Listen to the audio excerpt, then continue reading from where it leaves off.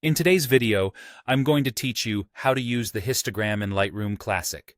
The histogram is that mountain-shaped graph at the top of the Develop module, and it's one of the fastest ways to refine tone without hunting for individual sliders.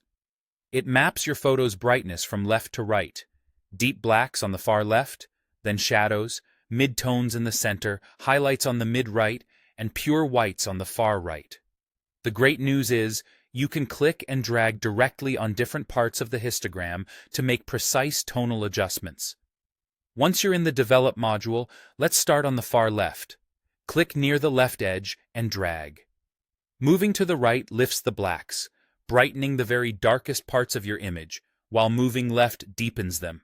Use this to set a solid black point for contrast. A little goes a long way here. Deepening too far can crush detail into pure black, while lifting too much can make the image look washed out. Next, move slightly toward the left center. This area controls shadows.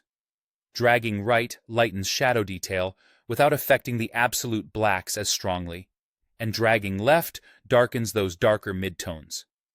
Think of shadows as the place to reveal texture in darker areas like hair, foliage, or clothing, while blacks is about anchoring the deepest tones. Use shadows to bring back detail that feels hidden without flattening the image. Now slide your cursor to the mid-right portion of the histogram. This region adjusts highlights.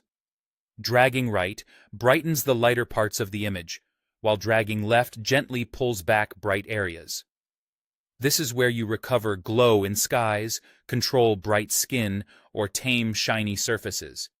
Be intentional and subtle. Pulling highlights too far can make a scene look dull, while pushing too hard can blow out detail you can't get back. Finally, visit the far right. This controls whites. Drag right to push your white point higher for a clean, crisp pop. Drag left to lower it and protect bright detail. Whites sets the absolute upper limit of brightness.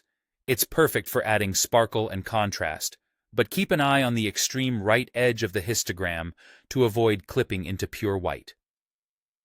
As you work, make small, deliberate moves and watch how the histogram shape and the image respond together.